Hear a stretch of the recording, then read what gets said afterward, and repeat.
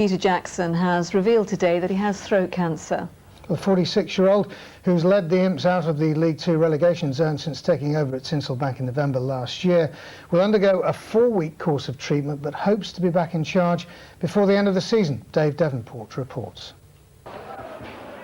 Peter Jackson made the announcement as he unveiled his new assistant, Ifeanyi, at a news conference this morning. His cancer cells in my throat, which is turned to cancer the last 4 weeks, so obviously I need treatment first and foremost, which I'm undergoing. Obviously, if he knew about it when I told him, so he knew he's taking a bigger role than he thought coming in, but I fully understand the situation that I'm in. So obviously disappointing, but the most important thing for Peter Jackson now is his health.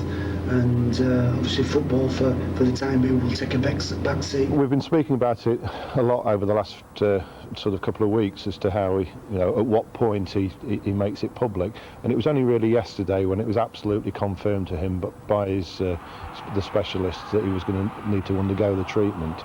And really for Peter, he wanted to get it out into the public, draw a line under it, get on with it and concentrate on his health and allow other people to focus on running the football club. One result will change our season. Win a day, you're off the bottom of the league, and then we start building.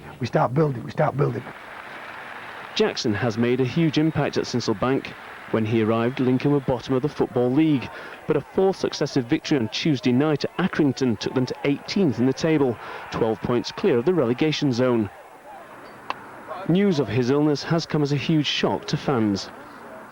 That's horrible news for him, obviously. I'm sure all the fans feel the same. But, he's done a good job while he's been here, and well, obviously I'm sure everyone wishes him well, but bad news. What can you say, really? It's terrible news for him. It's come as a shock, but he's a strong character, so I'm sure he'll get through it, and I know he's got all of Lincoln City behind him, so just wish him best of wishes.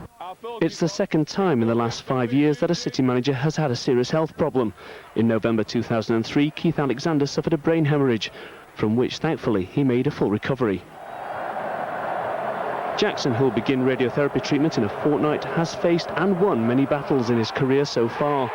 Now he faces the biggest battle of all.